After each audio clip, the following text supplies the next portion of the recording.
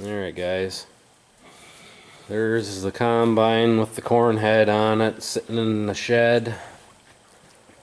I don't like stuff, especially my tractors and stuff that have engines, I don't like them sitting outside if they don't have to be. But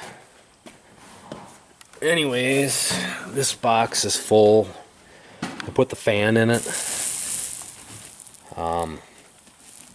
The corn isn't heating at all. 4400 did a pretty good job of cleaning it. There's a cob here and there, but I've never seen a combine that didn't put a little bit of cob in the hopper. But I have a dinner date tonight, so either tonight when I get home or tomorrow I'm gonna turn that fan on and just run it for a couple days. That box had the oats in. I dumped the oats on the ground down here. I'm sure the coon and the rats, the mice are gonna be eating it, but I needed the box, so I just dumped the oats on the ground there quick. They're gonna be fed up here pretty soon anyways. It's about time to wean the calves. Normally I do it October 1st, and that is today, but the pigs aren't gone yet. I need the pigs to be gone so I can redo the calf pen a little bit. But the V-spreader, I moved that the other day. I need to get this spreader moved so I can finish moving this dirt and get those feeder panels out of there and get the couple pieces of scrap and these boards out of here.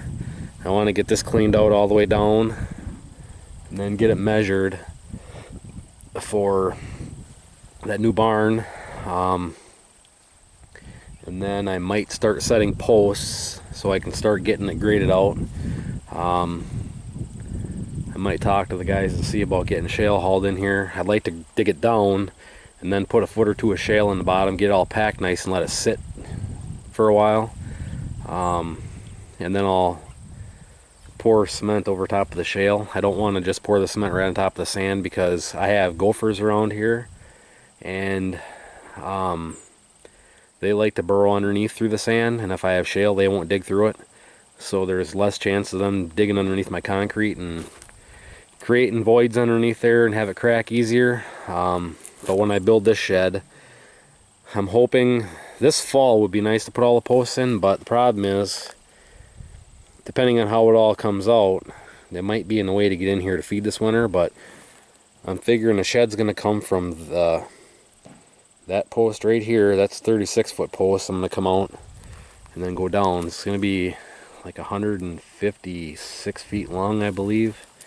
Anyways, I like to get the back row post put in so I can go off of there and get all done, because I'd like to set the post and have a cement truck come pour the pad for the inside of the shed, and then I can work on, like, this doesn't have concrete in. If we were going to put concrete, I'd have to take everything down, so a cement truck could come in and do each section at a time. It'd be just a pain in the butt, so I want to do the concrete before I put the roof on. But I've been moving stuff around. We haven't been chopping for the last couple days. Our next job, I guess it's really muddy down there, so we're holding off. But I got my jalopy haybine moved up here, so it's sitting on cement. I got my backup chopper and my bedding chopper on the cement here. I got the corn picker moved, got the rake sitting on the cement down there. I need to get the 718 in the shed here one of these days. But all this was sitting down there along the edge of the field, and I moved them up here so I could knock down all the weeds and move some other stuff. There's a couple bales, crappy bales that were left over from last winter. I have kind of scattered out. I need to try and get the net wrap cut off of them, and then I want to move them and put them in a pile so they can break down, so I can put them in a spreader and haul them out.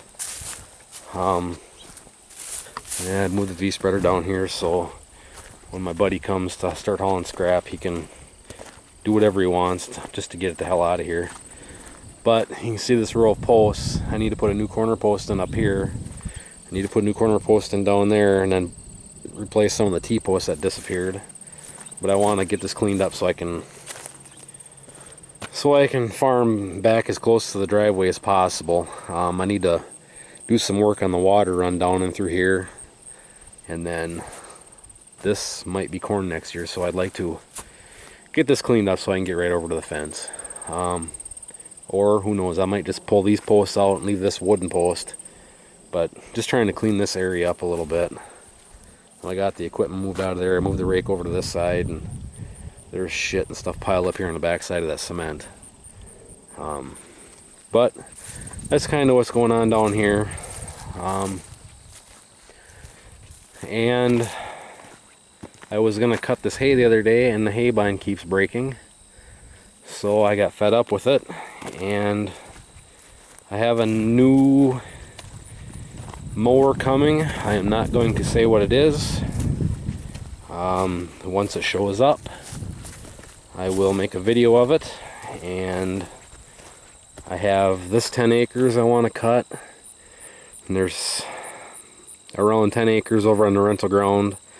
I want to get that corn combined over there first, and then get that hay cut, chop the stalks, so I can take the brown baler over there one time and bale everything. So as soon as I get this new mower here, I will do a video of it, and then you guys will see it in use. I bought it from my cousin, so I know that it works. It's not a piece of crap. So, but I'm not going to say what it is. But yeah, right now I'm uploading that video of broadcast seeding this winter rye out here. But it's GoVision recorded, so it's going to take like 6 hours to upload a 12-minute video. So, and I noticed I kind of previewed it. The problem with the GoVision is I move my head too much, and it's hard to focus. But I wanted to use this video camera quick and see if you guys can see the seed any better. There's, you know, this is where I first started, so it's a little bit thinner. You can see that seed down there. Winter rye all over. But when I seeded that, I overlapped. I don't broadcast. I don't set the seeder or the spinner as thick as I wanted. I kind of do it half, so I kind of overlap. I don't know. That's the way I do it, and I do that with a lot of times with fertilizer too. So I'll set it half the rate of what I want to put, and then I'll just make more laps across the field. It beats running out, I guess. But anyhow, so yeah, we got that. I got this corn off to the water run. I don't know how many acres that is. You guys can see how big that is. That little gravity box is around 150 to 160 bushel. So I would say there's between 130 and 140 bushel, and maybe a little bit more. That's what I got off this little piece where the deer and stuff have been in. And that's, the insurance guy said it's supposed to, when he checked it, it's 112 bushel an acre, which I'll guarantee there's not that now, because the deer are out there like crazy. And I watched a squirrel take off with a corn cob the other day. So it's not just the deer, and it's not just the turkey, and it's not just the coon, it's the squirrels as well. So, but after I stopped recording, I broadcast on here where the winter rye was last year, where you can see that foxtail, and I don't know if it's big blue stem or little blue stem or whatever. It's a warm season grass that always comes up. I broadcasted that. There goes Hog Farmer hauling beans. Well, he's empty now. I'll come back from Meyer Brothers. But they are rolling on beans, and I am going to get some video of the CR combine running, and then their trucks. So, but I just want to make another little video here, what's going on. And some of my viewers always give me a hard time about my mess everywhere, and yeah, I know I've got messes everywhere, and I'm trying to get the dirt piles cleaned up and moved, and the mess is cleaned up. And I'm not a very good Becky Homeki. I'm pretty good at making a mess but not cleaning it up. So yeah, I am trying to get this stuff all cleaned up and moved so I can get it graded out, get ready to build this new cattle shed. Yeah, get this built, and then that way I can use my south lean-to for equipment, and then that cement pad, them choppers and all that will probably get moved to the south side of the shed. And next year I'm probably going to stack my hay on the cement. And eventually I do want to build a shed on that cement pad for putting my hay in.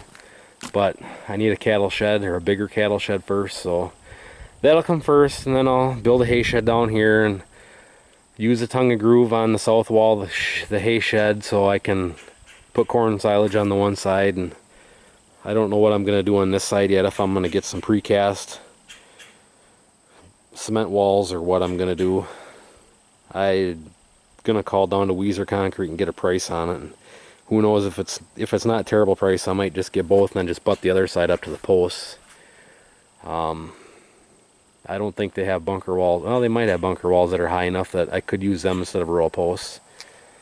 But it's kind of the plan there. That's going to be down the road. But concrete, or the corn silage is crusted over, and all the deer are digging down into the corn silage pile. So I'm going to run and get some blue tarps to cover that, to keep them assholes out of my corn silage pile. And then get back to cleaning all this stuff up. But I have a dinner date tonight with some people. And tomorrow me and the kids are going to screw around. And then Monday I'm hoping to find another gravity box so I can go combine that corn over on the rental ground. I'm sure on that 8 acres or whatever it is over there, there's probably only going to be half a load to a load. The deer are in there like crazy. I mean, there's so many empty cobs, and there's so much corn that they nipped off when it was younger. It got about waist high and it's done. So on that 8 acres, I'll be damn lucky if there's 150 bushel there. So I guess that's why I have crop insurance, but I wish some more people would start shooting deer.